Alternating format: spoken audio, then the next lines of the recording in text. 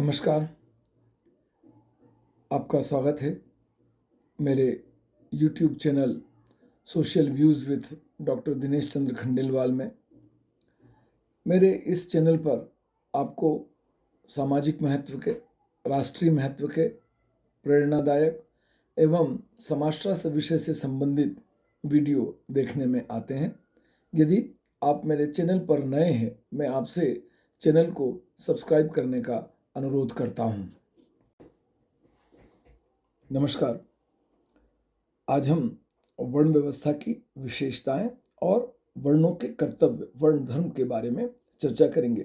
वर्ण से संबंधित इसके पूर्व के वीडियो में हमने वर्ण की उत्पत्ति के बारे में चर्चा की थी। भारतीय समाज व्यवस्था में, भारतीय समाज दर्शन में वर्ण और आश्रम दो प्रकार की व्यवस्था देखने में आती है और वर्ण व्यवस्था के माध्यम से समाज को चार भागों में बांटा गया: ब्राह्मण, क्षत्रिय, वैश्य और शूद्र। और आश्रम व्यवस्था के माध्यम से व्यक्ति के जीवन को चार भागों में बांटा गया: ब्रह्मचर्य, गृहस्थ, वानप्रस्थ और संन्यास। और इन दोनों का उद्देश्य यह था कि व्यक्ति अपने कर्तव्यों का उचित प्रकार से निर्वहन करे, उसे अपने अधिकार और कर्तव्यों का ज्ञान हो और आश्रम व्यवस्था के माध्यम से उसके व्यक्तित्व का संपूर्ण विकास हो, ऐसी व्यवस्था की गई थी। वर्ण व्यवस्था के अंतर्गत इसकी पहली विशेषता है कि वर्ण व्यवस्था श्रम विभाजन पर आधारित एक व्यवस्था है। इससे समाज में अधिक साधन, अधिक अधिकार पाने के लिए होने वाला जो संघर्ष होता है उसमें कमी आती है, क्योंकि श्रम विभाजन पर आधारित व्यवस्था है और इसके अंतर्गत सभी वर्ण के लोगों के कर्तव्य, अधिकार निर्धारित हैं। इससे सभी व्यक्तियों की सभी प्रकार की सामाजिक आवश्यकताओं का पूरा होना भी संभव हुआ और व्यक्ति अपने सभी प्रकार के सामाजिक कर्तव्यों का पालन करते हुए सामाजिक प्रगति में अपना योगदान देता है। वर्ण व्यवस्था के माध्यम से विशेषीकरण के लाभों की प्राप्ति होती है, क्योंकि वर्ण व्यवस्था में कार्यों का स्पष्ट विभाजन है और एक समूह पीढ़ी दर पीढ़ी अपने कार्यों को करता रहता है और इससे उसको कार्य करने में जो विशेष प्रकार की योग्यता प्राप्त होती है, दक्षता प्राप्त होती है, निपुणता प्राप्त होती है, उससे होने वाले लाभ, उससे होने वाले विशेषीकरण के लाभ संपूर्ण समाज को भी प्राप्त होते हैं। वर्ण व्यवस्था गुण और स्वभाव पर आधारित एक व्यवस्था है। सत्व, रज और तम, ये तीन प्रकार के गुण हैं और इसके आधार पर तीन प्रकार की प्रवृत्तियां हैं: सात्विक, राजसिक और तामसिक। और जब व्यक्ति के वर्ण का निर्धारण होता है तो ये माना गया कि उसको उसके गुण और स्वभाव के आधार पर ही दायित्व सौंपे गए। हालांकि यह भी सच है कि वर्ण व्यवस्था में धीरे धीरे कठोरता आ गई और यह गुण और स्वभाव के स्थान पर जन्म पर आधारित हो गई। वर्ण व्यवस्था शक्ति और अधिकारों का एक निश्चित वितरण है। सभी प्रकार के समूह को, सभी प्रकार के वर्णों को उनके अधिकार और कर्तव्य निश्चित किए गए थे। हालांकि ब्राह्मणों की स्थिति इस व्यवस्था में सबसे ऊंची थी, परंतु यदि हम सामाजिक दृष्टि से देखें तो सभी प्रकार के वर्णों को समान प्रकार का महत्व प्रदान किया गया था। जैसे शरीर के विभिन्न अंग अलग अलग कार्य को करते हुए शारीरिक व्यवस्था बनाए रखते हैं, हमारा शरीर कार्य संचालन करता है, उसी प्रकार से समाज के सभी व्यक्तियों के वर्ण उनके गुण और स्वभाव के आधार पर निर्धारित किए गए, जिससे वह अपने कर्तव्यों का पालन करते हुए सामाजिक व्यवस्था को बनाए रखने में अपना योगदान दे सकें। वर्ण व्यवस्था में व्यवसाय का आनुवांशिक रूप है। जब वर्ण के साथ वर्ण के व्यवसाय, वर्ण के कर्तव्य निर्धारित किए गए, तब व्यक्ति अपने आनुवांशिक कार्य को करते हुए सामाजिक व्यवस्था को बनाए रखने में योगदान देता है और इसके माध्यम से वह अपनी व्यक्तिगत और पारिवारिक आवश्यकताओं को पूरा करता है। वर्णाश्रम व्यवस्था कर्तव्य पालन की एक गुणात्मक प्रेरणा व्यक्ति को प्रदान करती है, क्योंकि वर्णाश्रम व्यवस्था में यह स्पष्ट किया गया है कि यदि व्यक्ति अपने वर्ण धर्म का पालन करता है तो उसे वर्ण धर्म का पालन करने के परिणाम स्वरूप इस जीवन में भी उच्च स्थान की प्राप्ति होगी और आगामी जीवन में भी इसे उसका फल प्राप्त होगा। और इस गुणात्मक प्रेरणा के परिणाम स्वरूप व्यक्तियों में कर्तव्य पालन के लिए प्रोत्साहन मिलता है, उनको प्रोत्साहन प्राप्त होता है। वर्ण व्यवस्था एक गतिशील व्यवस्था है। वर्ण व्यवस्था जाति व्यवस्था के समान कठोर व्यवस्था नहीं थी। जिसमें जिस जाति में जन्म हुआ वह जाति अपने जीवन काल में परिवर्तित नहीं हो सकती। चूंकि वर्ण व्यवस्था गुण और स्वभाव पर आधारित है, इसलिए गुण और स्वभाव में वृद्धि के साथ ही इस व्यवस्था में परिवर्तन होना, अपने स्थान का परिवर्तन होना संभव था। इसके द्वारा व्यक्ति को इस बात की प्रेरणा दी गई थी वह अपने गुण और कार्य क्षमता में वृद्धि कर उच्च वर्ण की सदस्यता प्राप्त कर सकता है। हालांकि ये जो विशेषता है यह सैद्धांतिक अधिक थी और व्यवहारिक रूप से कम देखने में आती है। वर्ण व्यवस्था आध्यात्मिकता पर जोर देती है। भारतीय संस्कृति में आध्यात्मिकता का विशेष स्थान है।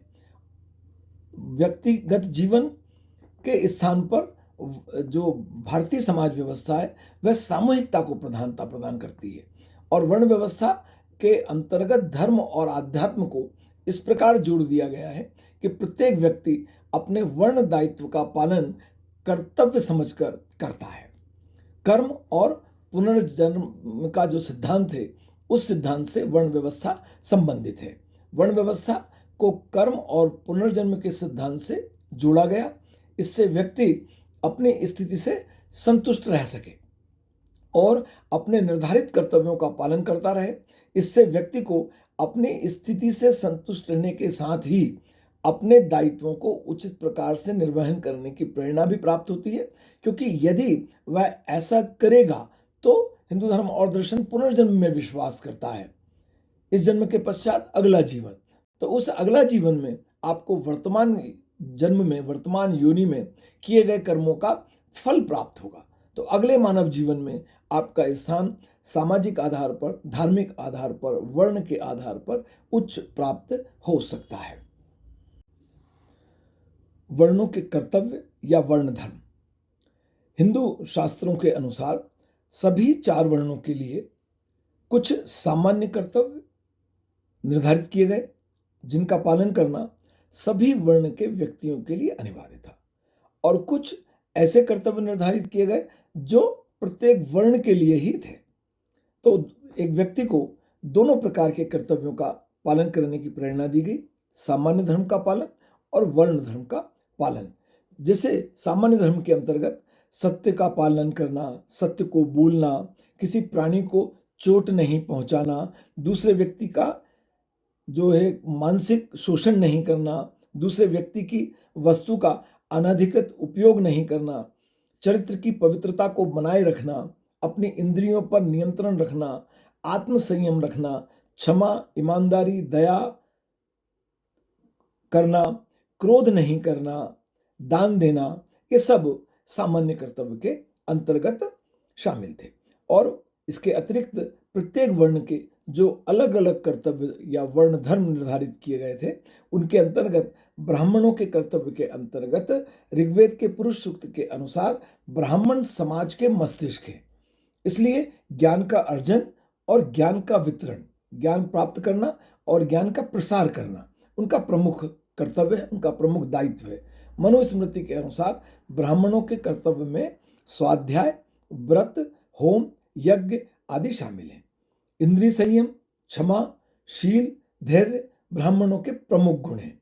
वेदों का अध्ययन, तप करना, अध्ययन करना, अध्यापन करना, दान लेना, पवित्र आचरण करना, यह सब ब्राह्मणों से अपेक्षित थे। उनका विशेष प्रकार का यह ब्राह्मण धर्म में समाहित थे। क्षत्रियों के कर्तव्य। क्षत्रिय ऋग्वेद के पुरुष सूक्त में क्षत्रिय को समाज रूपी पुरुष की भुजा अर्थात शक्ति का प्रतीक माना गया है, और भुजा का कार्य है शरीर की रक्षा करना। उसी प्रकार से क्षत्रिय का कार्य है समाज की रक्षा करना। मनुस्मृति के अनुसार प्रजा की रक्षा, अध्ययन, दान, यज्ञ, विषयों में आसक्ति ना रखना आदि क्षत्रिय के धर्म हैं। श्रीमद् भगवद गीता में क्षत्रियों के 7 धर्म बताए गए हैं। शूरवीरता, तेज, धैर्य, चतुरता, युद्ध से ना भागना, दान देना और निस्वार्थ भाव से प्रजा की रक्षा करना, यह श्रीमद् भगवद गीता में क्षत्रियों के कर्तव्य बताए गए हैं। वैश्यों के कर्तव्य। वैश्यों के कर्तव्य के अंतर्गत वैश्यों को समाज के भरण पोषण का दायित्व सौंपा गया है। समाज के अस्तित्व को बनाए रखना उनका दायित्व है। उसी प्रकार जिस प्रकार संपूर्ण शरीर का भार जांग संभालती है, उसी प्रकार वैश्यों को संपूर्ण समाज का भार अपने ऊपर लेना है। वेदों का अध्ययन, व्यापार, कृषि कार्य, पशुओं का लालन पालन, दान देना वैश्यों के प्रमुख कर्तव्य हैं। मनुस्मृति के अनुसार पशुओं की रक्षा करना, दान देना, यज्ञ करना, अध्ययन करना, व्यापार करना, ब्याज पर धन देना, कृषि करना वैश्यों के कर्तव्य बनाए गए हैं। श्रीमद् भगवद गीता के अनुसार कृषि, गोरक्षा और व्यापार वैश्यों के प्रमुख कर्तव्य हैं। शूद्रों के कर्तव्य, मनुस्मृति के अनुसार शूद्रों का एक ही धर्म है। बिना किसी ईर्ष्या के द्विज वर्ण अर्थात ब्राह्मण, क्षत्रिय और वैश्य, इन्हें द्विज माना गया है। इन्हें जनेऊ धारण करने का अधिकार है। इनकी सेवा करना। मनुस्मृति के अनुसार ब्राह्मण का कर्तव्य है कि वह शूद्र सेवक की आजीविका की व्यवस्था करे। यदि किसी शूद्र व्यक्ति को अन्य वर्ण के यहाँ कार्य नहीं मिलता तो वह हस्तकौशल से अपने जीवन निर्वाह के साधन प्राप्त कर सकता है। शूद्र वर्ण के व्यक्तियों के लिए धन का संग्रह करना, अध्ययन करना और अन्य वर्णों के व्यवसायों को अपनाना निषेध किया गया था। मेरा विश्वास है कि वर्णों की विशेषताएं और वर्ण धर्म से संबंधित यह वीडियो आपके लिए उपयोगी होगा। बहुत धन्यवाद।